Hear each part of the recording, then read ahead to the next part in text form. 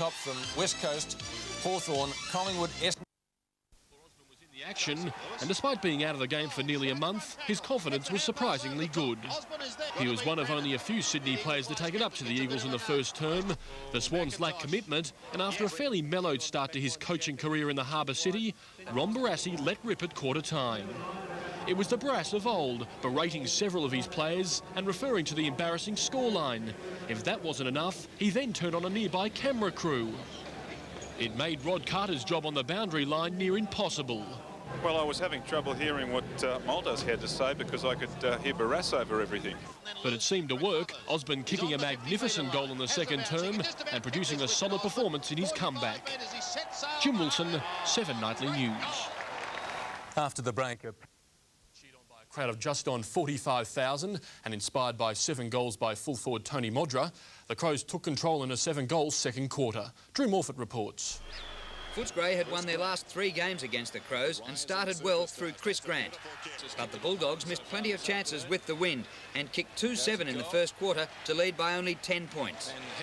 Grant marked like Royce Hart to start the second, but his opponent was Ben Hart. In front of the pack. The Bulldogs were scoreless into the wind, the Crows pinpoint. Beautiful kick, back it comes, Modra's mark 15 metres out. Modra kicked 3 for the quarter as the Crows played one of their best periods against Footscray.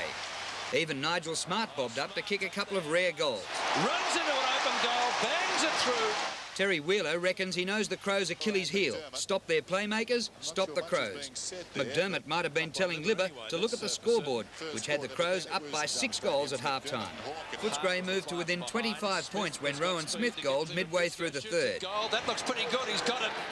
But 2 Crow goals into the wind proved a cruncher. Smart was smart in getting the ball to Bickley for a great goal.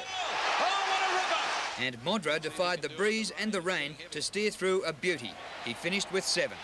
He's a rain man.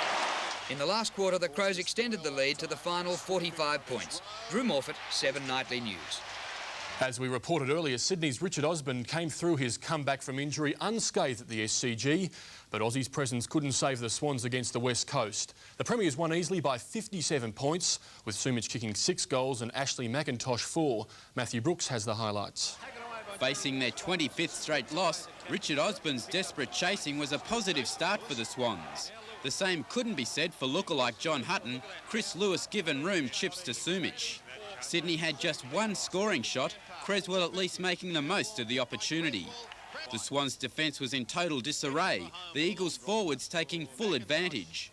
Ron Barassi wasn't shy in expressing his disgust at the 6-goal deficit, but that emotional plea ignited the Swans. Strooper at the back. Oh, good mark.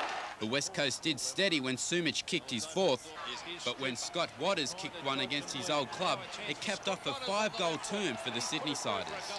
The Eagles never lost their composure, Sumich proving a good focal point, his 6th extending the lead to 40 points. Mistakes riddled Sydney's play. Turnovers were costing them dearly, and by 3-quarter time the margin was 10 goals.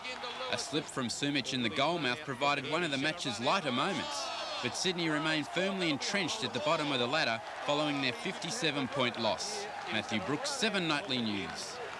To the ladder in that win.